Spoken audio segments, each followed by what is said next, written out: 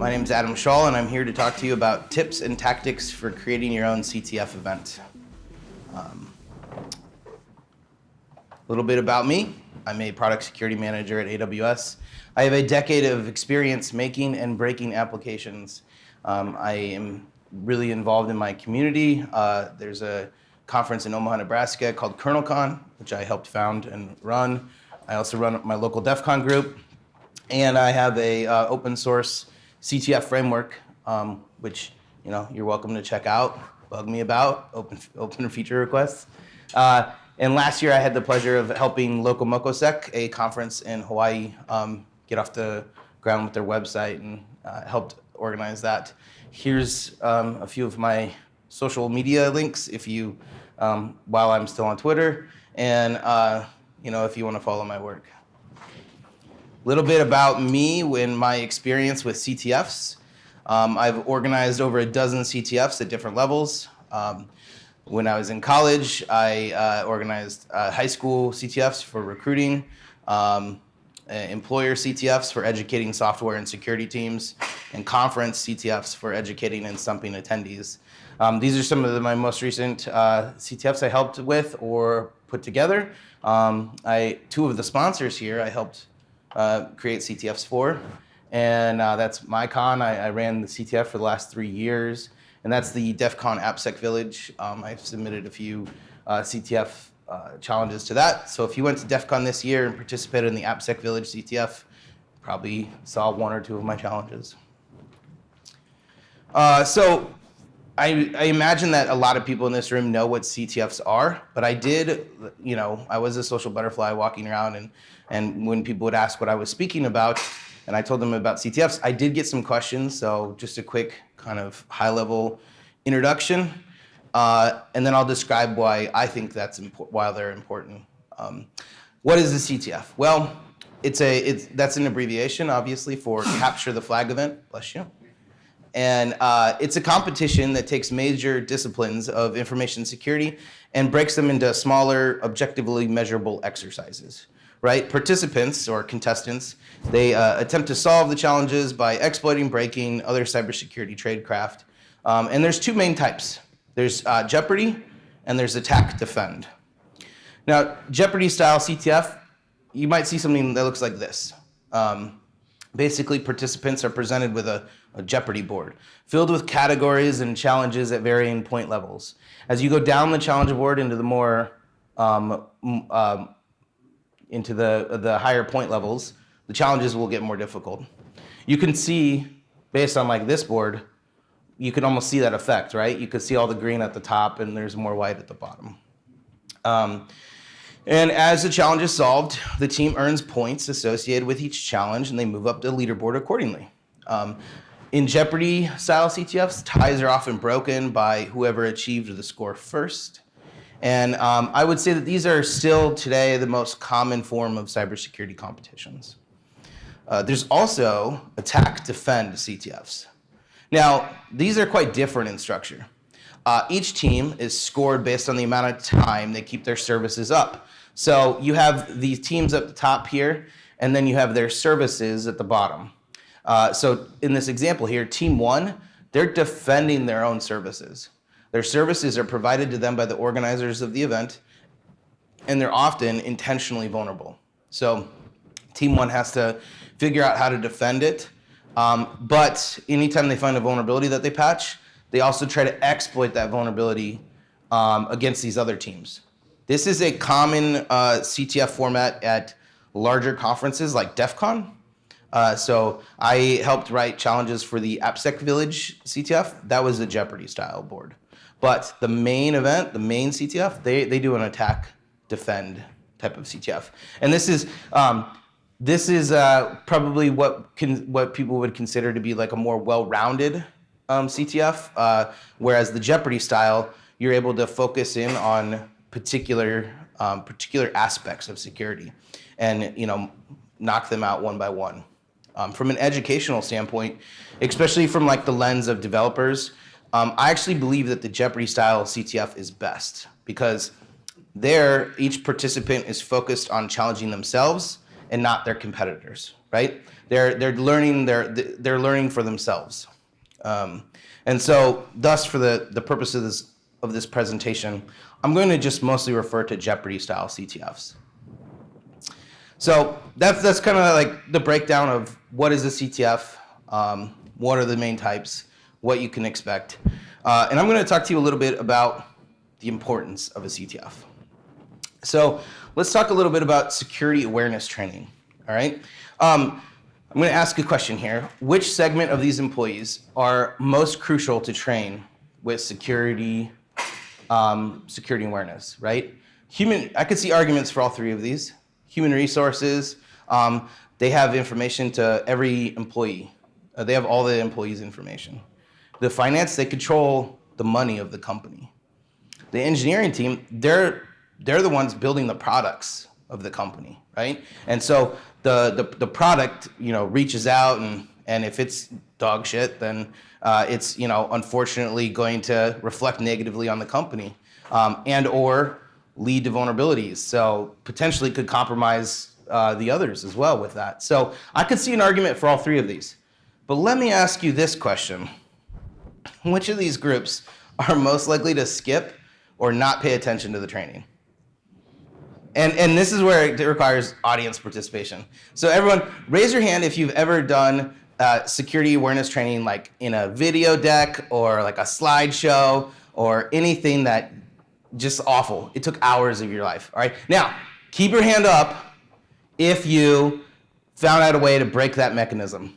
Like open the JavaScript console and, made an auto clicker. Yeah, look at all these hands up, okay? These are the people, these are the fuckers that I'm talking about, all of you guys, all right? Because when I ask who's the most likely to not follow that training and figure out a way around it, it's people like you and developers. It's not HR and finance. They're gonna diligently sit there for 4 hours and listen to every little line that the slideshow says, and they'll click next when they can appropriately click next. But engineers and developers and security members, they're gonna find their way around it because they don't want to waste 4 hours, right? So I guess the next questions are then, is your current security awareness training the most effective it can be? And does your technical staff view security awareness training as a chore? All right? I think that those types of training that I described, I think people view that as a chore, especially our community. And so I'd like to propose CTF events as a possible alternative. One possible way to motivate your engineering staff is through gamification. In a recent survey, 79% of security awareness training participants, they indicated that they'd be more productive and motivated if their learning was more like a game, right? And not like how fast I can click this next button, and when the browser makes it clickable again. So let's talk about potential outcomes from a CTF event, right? I think that these are all great outcomes. First, you're going to have engaged training with volunteer involvement, right? It's opt-in. People who want to participate, they have to sign up and come and form a team. Teaching developers and architects to think like a bad actor, that's only going to help them in their jobs when they go and they work on building out features, threat modeling themselves, knowing how to think like a bad actor, that's only going to help them. Also, if you're an application security team, which is generally when I wrote these, you become well known with all the engineers who attend your event. And that's a big deal because application security engineers are at their best when they're empathetic and they can understand and work with the engineering team. I've heard this philosophy of no, right? That people say that comes from security team. A lot of developers think that the security team is just somebody who gets in their way or something you have to throw over the wall to them and wait for feedback.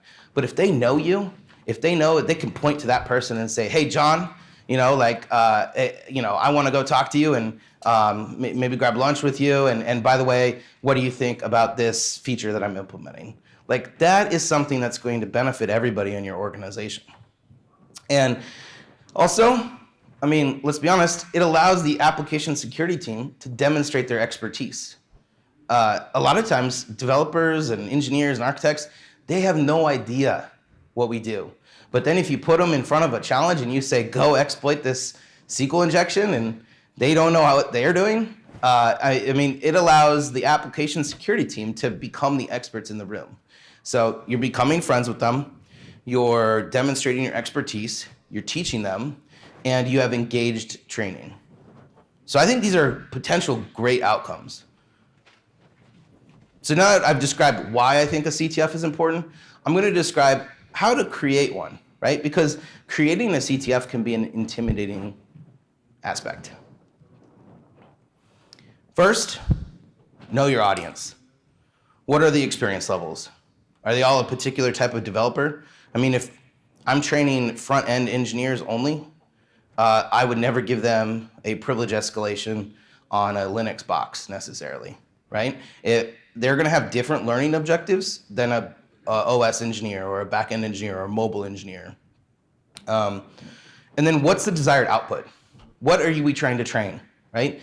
Think about, your last year. Did you have a lot of one particular vulnerability feature? And think, okay, we're really bad at authentication mechanisms. So we need to train on that, and we need to work on that. So I'm going to build out lots of authentication challenges. Or I'm going to focus in on, XSS, because we're always working on fixing our cross-site scripting issues, because we're reflecting outputs to the web and nobody's sanitizing it, and it's just, cowboy season, everyone's doing whatever they want, and so we're always having to fix it. So that's step one. Step two then is, now that you know your audience and you know your desired outcomes, is to select your CTF categories. And I'm going to stay on the screen for a little bit because I want to describe each of these in good detail enough that you could know yourself like what the outcomes are, what would fit that outcome. So here's 7 categories. There's more than these in the wild, but I stick to these 7, generally speaking. And I do that because I have a miscellaneous category, so, But web, these type of challenges utilize websites. They're typically like an OWASP top 10 vulnerability and or misconfigurations. Oftentimes, these have an extremely low barrier of entry. So everyone uses websites every day. Easier vulnerabilities are highly publicized. People have a good level of experience with navigating through a website.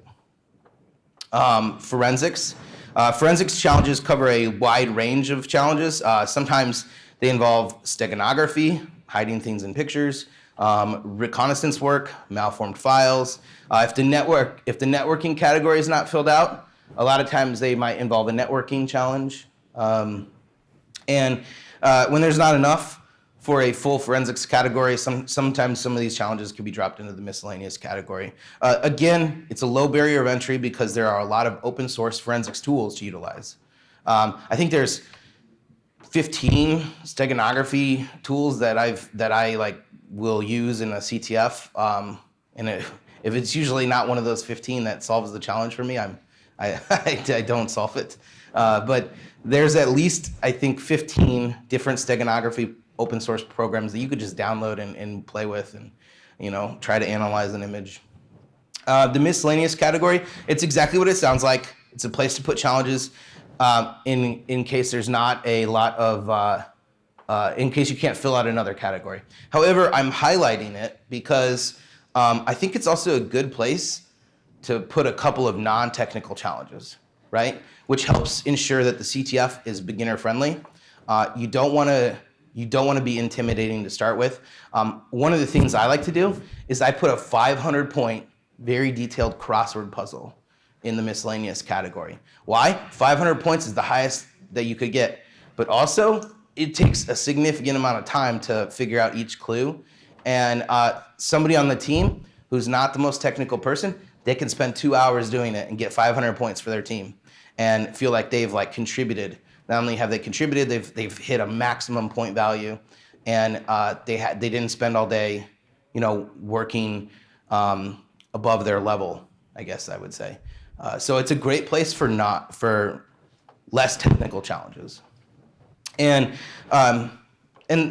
that's a perfect place if you have if this is an open call for people, not just focused on developers, and you have those HR and finance people who want to participate.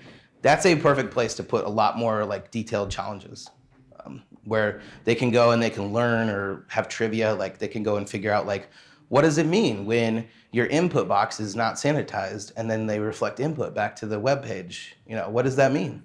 And so somebody who's not super technical can really shine in that category. Cryptography. This category involves higher levels of mathematics. Cryptography is a great category because contestants use cryptography in their professional lives every day, and they often don't even think about it, right? And, you connect to HTTPS. How many of you know how TLS works, off the top of your head? Yeah, okay, Mark. Yeah, some of you do. Some of you do. But a lot of times you don't think about it, right? Unless that's your job. And so the barrier for entry is a little higher here because not everybody has experience with that levels of math. But that said, you can make easier cipher challenges also at the beginning, like Caesar ciphers or substitution ciphers. Reverse engineering, that's one of the more difficult categories to approach if you don't have experience in it. A typical CTF challenge is a binary that has a method to return a flag that's buried inside of C code and then obfuscated and compiled. And participants must actually parse through the binary and reverse engineer it until they can figure out how to call the flag or form it through the binary. That is a hard challenge. When I'm doing educational CTFs, I rarely have a reverse engineering challenge that's, I'd say, higher than 200 points because I want people to understand the basic concepts, but also it's not really their job if they're a developer to reverse engineer binaries. That's more on the security side anyway. Networking, this category is relatively specific, occasionally gets rolled into forensics. It encompasses all disciplines of network engineering and commonly utilizes packet captures. Packet captures are, capturing network traffic. If you're familiar with Wireshark, you know what a packet capture is. And sometimes they'll hide flags within a packet capture that you have to go find or figure out how to analyze the traffic in order to extrapolate a flag. And then the last challenge, this is when I was talking to people about CTFs, a lot of people thought I meant only pwn and exploit challenges. This is something like hack the box, where you're essentially misuse or breaking into something outside your access control, right? If you've heard of the OSCP or hack the box, that's very similar to this. Basically, you're breaking into a computer and you're escalating your privileges until you own that box or that service. This is another thing that I don't know if I'd have a ton of on an educational security awareness type of training because while it teaches you something, it covers all the disciplines, and not every developer is well versed in every single discipline. They know their bag usually. But that's enough on categories. This is a fun part, right? It might sound unimportant, but CTF contests are definitely enhanced when there's a challenge that circles around a theme. And the theme in the CTF makes each challenge a fun story, usually includes a goal. This is vital because good CTF challenges tell a story.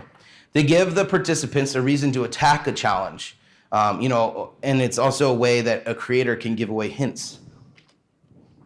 And at a bare minimum, it gives the contestants a direction, right? Here are some popular themes when I've been involved in CTFs, like Jurassic Park or Back to the Future. You also have, you have a good guy and a bad guy, right? Your bad guy is Nedry. He fucked up the IT network. He wasn't paid enough, and he screwed everything up, and now you need to bring the services back up in Jurassic Park, You need to crack his website and get into his password manager. You need to break into his computer to turn off the fences or to electrify the fences again. All kinds of challenges present themselves because of having like an antagonist. And Back to the Future, there's Biff, right? And you can have a number of different challenges that revolve around why Biff is doing something, like Biff changed the code on the DeLorean. Now you need to decode it and fix it. I've also been a part of CTFs with wider scoped themes like retro video games or Western CTF. In each of these, like the challenge creator can create a story around the hero, which is the contestant, and a bad actor, like Nedry, Biff, or Bowser, or Outlaws. And it really helps like the challenge writers determine a goal. So some CTF framework considerations. All right, so we've picked a theme. We have we've scoped out kind of what categories we want. We've decided outcomes. So how do we pick a framework? Well, before picking a framework, you need to figure out what kind of challenges you're deploying. Do you have user-isolated challenges? A user-isolated challenge would be if I gave somebody access to a box, I wouldn't want that contestant to be able to affect everyone else. I wouldn't want somebody this gentleman right here, I wouldn't want him to go be able to change the flag so nobody else could get the flag. So I might give everybody their own container. And that way, nobody would be able to affect every other person. Do you plan on having coding challenges? This is another popular way popular way that you can test people's knowledge, is you can give them broken code, and then you can run a test case against that code, and if it fails, then they haven't solved it. So, if you want something like that, you need a framework that can support that mechanism. And how do you plan on scoring? Are you going to have dynamic scoring? More people solve a challenge, is the point value going to go down? What about the first person to solve the challenge? And what needs do you anticipate during the competition? Will you need to edit a challenge mid-event? Do you need to drop hints? Is the admin panel working? So these are things that you need to consider, but an important note is it might run in parallel with actually writing the challenges, because without having the challenges, it's hard to define kind of what you need. So let's talk about options. Here's 3 options. CTFD, it's the most popular CTF framework right now. It's open source and it requires a fair amount of configuration, but it now supports user isolation challenges. It didn't a year ago, now it does. And it also supports coding. So if you have a code challenge, this will check that. KCTF, this is quite recent actually. Google just released this. It's a Kubernetes-based platform that will dynamically spin up a new container every time a user hits an instance. So this is a way to do that user isolation. It's run in the command line or on GCP, but right now there's not a way to integrate it into a cohesive front end, which I think is like the next step. I would consider it very beta project right now. Technically, you could use it as your like challenge server, and then you could use a front end, and you could just point to the URLs that you're generating. But if you want like an all-in-one, that doesn't do it yet. And then, selfishly, Red CTF, it's open source, scalable with user-isolated challenge capabilities. I will tell you, documentation is a little lacking. So that's not my strong suit. But I've used it for the last 3 years at KernelCon, and it's worked for 200 participants, plus participants each time. We have user-isolated challenge capabilities. We also dynamically spin up containers based on total number of entries. And so we hand people containers instantly. The second they hit they hit get me a container, it gets handed to them, and then we're spinning one up in the background. These are some options, right? CTFD is probably out of the box the easiest one. Writing the challenges. This is the most important part of creating a CTF, because your primary goal is education, right? That is, repeat that with me. Primary goal is education. And a challenge writer, they can fall into several traps, which make for a terrible experience with participants. And I'm gonna talk through those traps real quick. Trap 1, I'm so smart. The challenge ends up being crazy difficult for the competitors and is not a real life situation. An example of that would be if you installed a vulnerable service and then you custom patched it.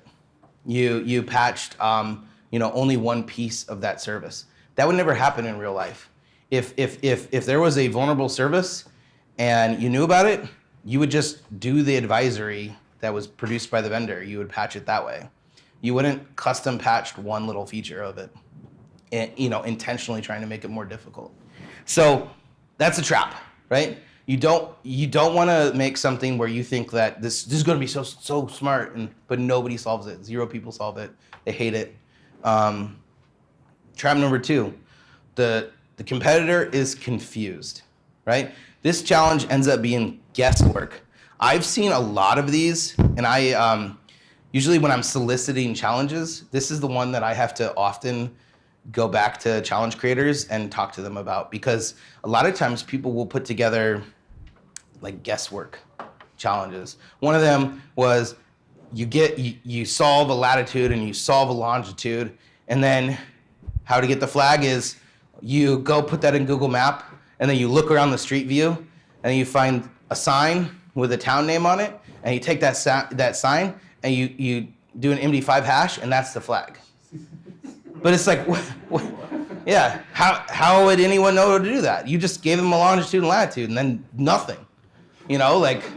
That's fucking impossible. So, there was one character, bless his heart, real good guy, but he made a reverse engineering challenge that had lots of little modules everywhere. And when you put it into a particular dissembler, and then you scrolled out enough, it was made into a meme that had a flag. Well, turns out he didn't test it in any other dissemblers. It only worked in a single one, and it only worked if you had a big enough screen. And so it was impossible to use for any other person. And that you run into these traps here, and it just ends up being a nightmare.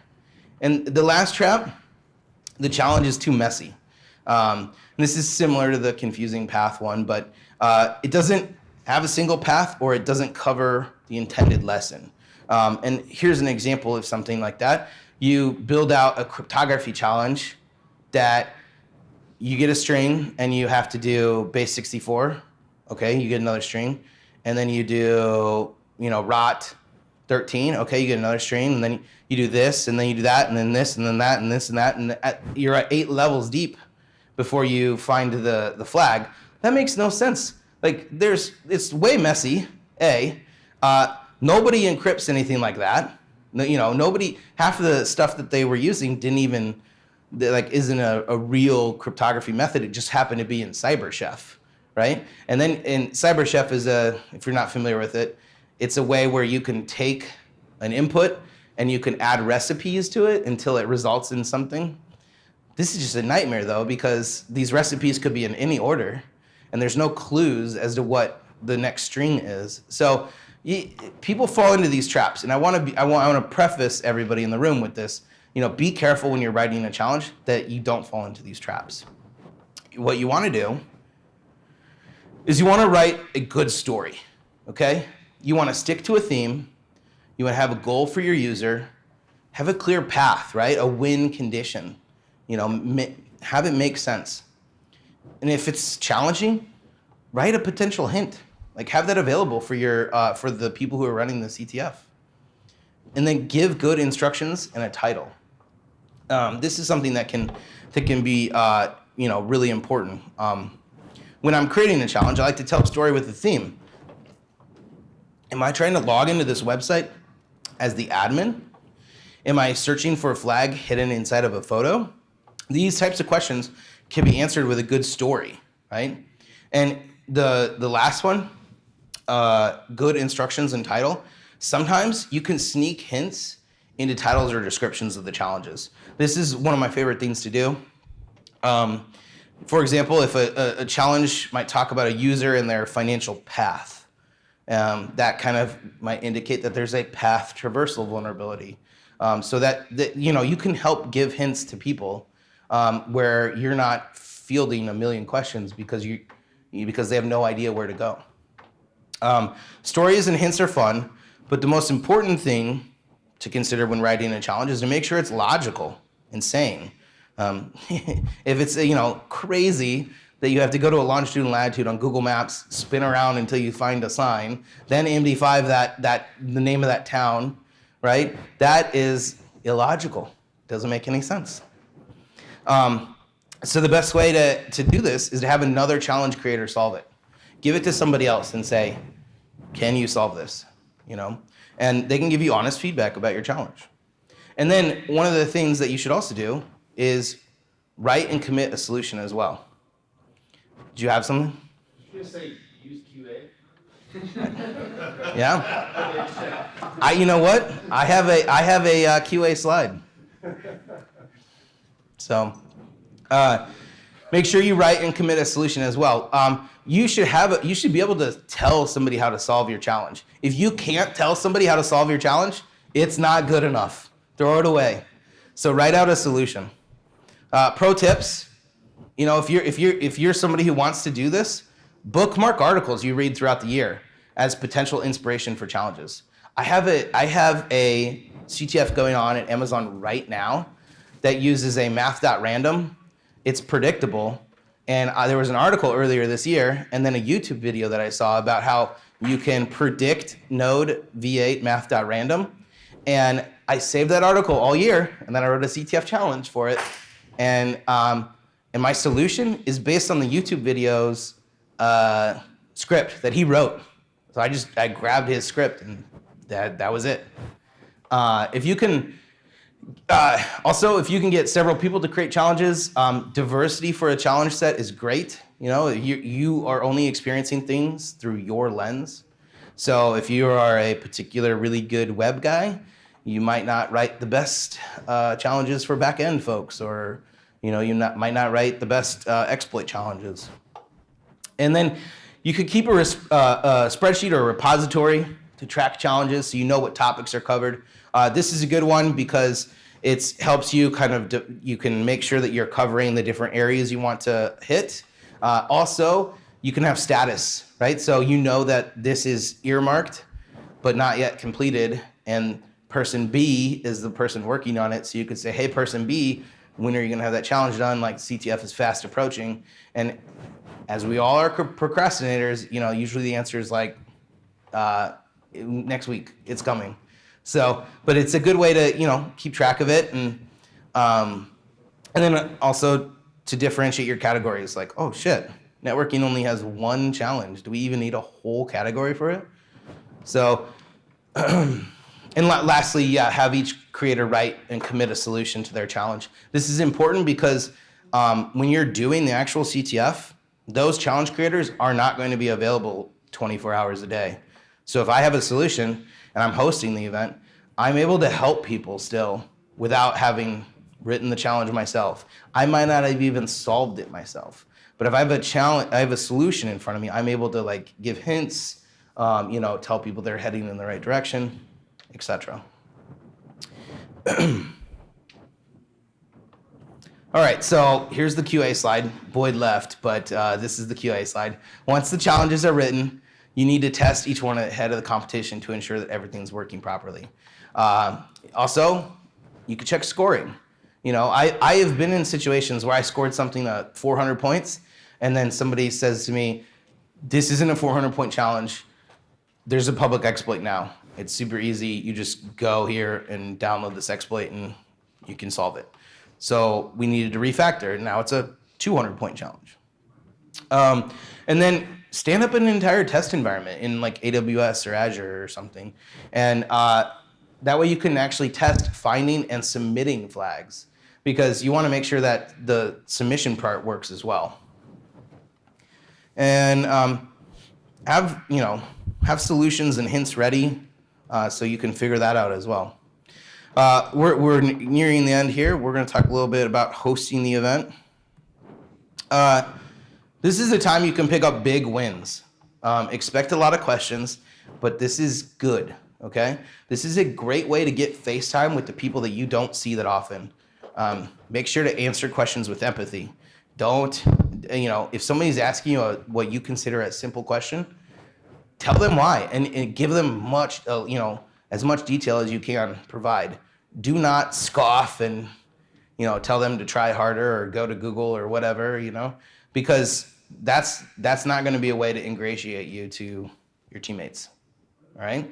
And so you want to answer with empathy. And these are people that you might only see through Zoom or Slack, and they're they might not be around much, but you're inviting them. Invite them in. And answering questions, also a good way to demonstrate competency, which we talked about earlier. But now you're not only demonstrating your competency, but you're also becoming a trusted resource for them. That person is going to know that they can go to you and ask you a question in the future, which is important because the amount of people who don't ask questions, who fail silently, that's the biggest sin in software engineering. You need to ask for help if you don't know what you're doing, or you think that this is potentially like a service that needs a security review, but it didn't get marked for one, or it didn't get architected. So you should be able to become a trusted resource for this person. And, answering questions is a large part of your time, but you also need to make sure that the framework's always running and verify any challenges need extra hints. I typically don't give out a lot of hints until like the end of the CTF. If there's 0 solves on a challenge, I'll give hints. But generally speaking, your challenges should be like a bell curve. The easy challenges lumped in the middle, the harder challenges on the outside, less people solve those. And then don't forget to make it fun.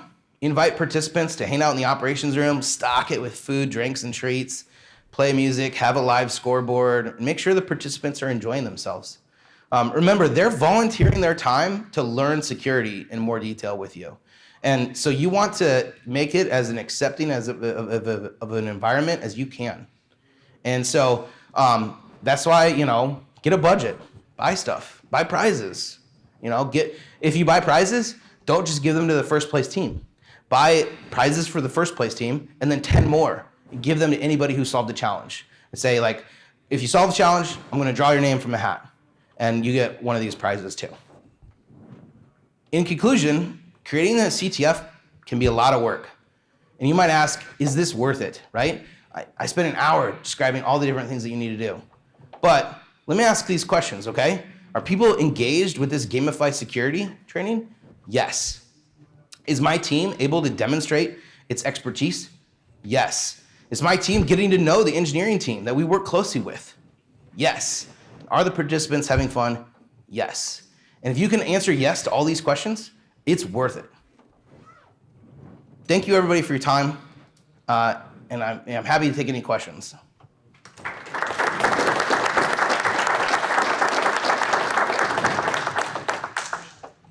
Have you ever actually run into steganography in the real world? No. Steganography is the bane of my existence. When I'm doing a CTF, that's my least favorite category, to be honest.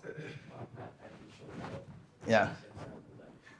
Yeah, so I know this talk was about CTF, but have you involved or have you ever seen anybody else try to involve the incident response team to kind of do like a tabletop based off of the CTFs? Yeah, actually, I have. I worked at an insurance company, and the security operations team they're kind of my testers, and we would go through and they would help test the framework, and then we would talk about like how they would react, and they would build out drafts of like how they would react to certain situations and build out their own run books for it.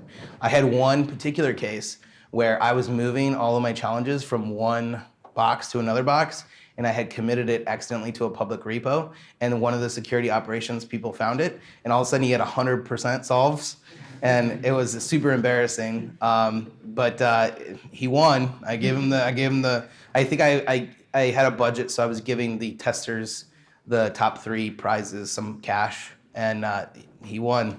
So, but yeah, it's a great question. Involving the SecOps team is a great way to like get them to be involved and run books and help you, design things that are real world scenarios. Yeah, back there and then up here. So in practice, CTFs can take like 4 hours to 4 days, depending on the format. When you do this at work, what's usually the format? Yeah, it's a great question. So every time I've done it at workplaces that have people all over the world. So what I typically do is I leave it open for 24 hours, and then I break my team up into 8-hour shifts.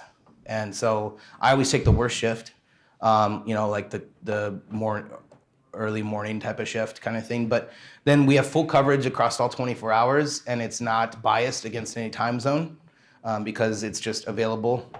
Usually when I'm doing that, I also just like never release hints, because if you're releasing hints, you might be doing it when America is sleeping or Israel is sleeping, and that's not fair. So if I'm doing like a 24-hour type of event, that's what I do. Sometimes we'll do things where at Amazon right now, our CTF has been open all week, so people can work at it at their leisure, and they have the entire week. And so by the end of the week, yesterday, somebody solved the entire challenge board. So it was Thursday, and now you have more people like finishing and everything. That format is kind of like up to your discretion, right? If you can get time off for these people who are participating, like away from their jobs, or make it part of like a fun day for them, then do that. I highly recommend like get them time to work on it. At Amazon, this was like in your free time type of thing right now. So they weren't giving people time off to specifically work on it, so that's why it was a full week. What's a decent number of challenges? That's a good question. I think that most of the challenges are, I think that a lot of that depends on like how many hard challenges you have. And so I think minimum, I try to hit about 20. But I've seen, 30 or 40 before in a situation like that. Most of the time when you're doing 30 or 40, it's because you have lots of easy challenges. You're working with a lot of intro level people, so you're hiding flags inside of source code and websites. So if they click F11, they'll get a flag, that kind of thing. Yeah, so I was just going to ask, how do you, or companies you worked at, how do you incentivize or compel participation, from non-security folks? Do you know what I mean? Obviously it's best if it's voluntary, but have you found good strategies for really getting non-security focused people to participate?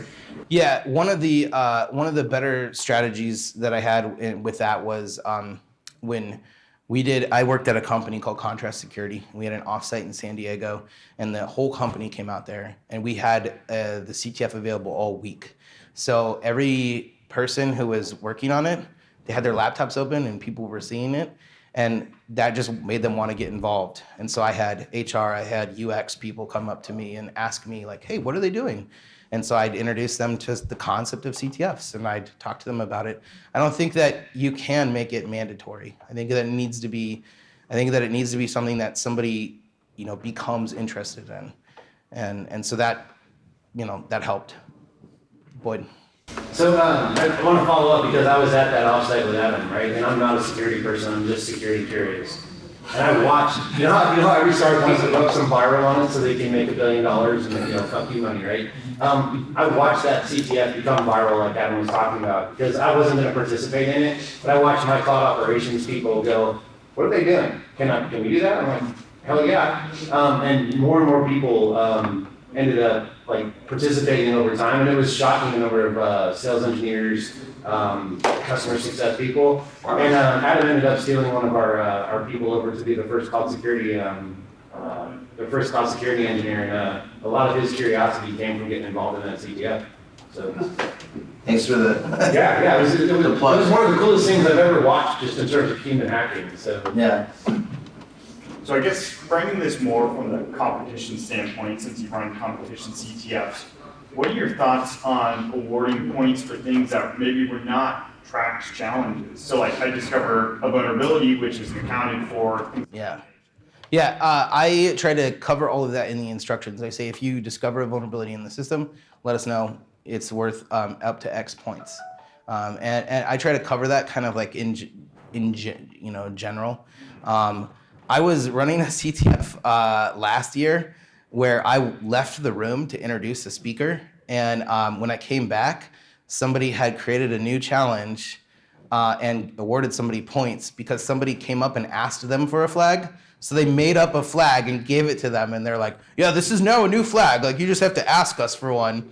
And that person who asked for one was the only one who solved it the whole event. Nobody else walked up to the creators asking for it. So I think like if it's not within your scope, I think you got to stay away from it. It can bring up tons of arguments. We had a lock picking village say, "Hey, we want to put these locks up for people to go hack and participate." And we said, "Great idea, let's do it." And they said, "This is like a 100 level one. This is a 300 level one, and this is a 500 point level one." And we said, "Great, we'll put these challenges up." And we did it really randomly at the time, but it created so much grief because the lock picking village then participated in the CTF, and they were the only ones to solve all three of the lock picks. So I kind of locked down the CTF and the points, and I include things like, like if you crack our framework, please tell us, especially because I'm usually running my own framework.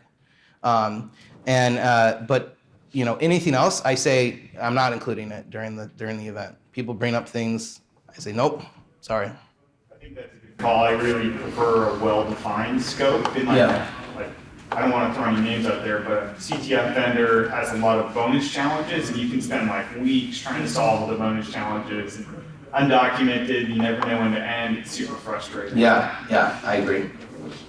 So, as somebody who isn't qualified to create one, when I have somebody come to me security curious, I usually send them to banded wargames if they're thinking about, say, Linux or something like that. Am I doing them a service or a disservice? Can I continue to use those things even though they're ancient? Yeah, absolutely. There's also Pico CTF. That's a really beginner-friendly open CTF. Hack the Box, which is that's more of the full scope all the way to privilege escalation. There's what's the EU one? Do you know? Try Hack Me is one. Yeah. But there's a number of different places. I should have had a resources slide. That would have been The good. other thing I recommend to folks is checking out ctftime.org, and that will show you, like, number one, a list and a schedule of upcoming CTFs, but they also have write-ups, and you can learn so much from reading the write-ups of other challenges. Yeah, that's a great call out. You can build a team on ctftime.org too, and you can compete. I had a team that cracked global top 100 one year. That was really cool. But you go and you have to be very active to do that, and they have upcoming CTFs that you can track and join in and be a part of. It's a really cool place. What's a typical cost for a company to run a CTF, especially if you're building it on your own? I mean, we've done it before, and they basically just say, whatever you guys need. But for somebody else, great question.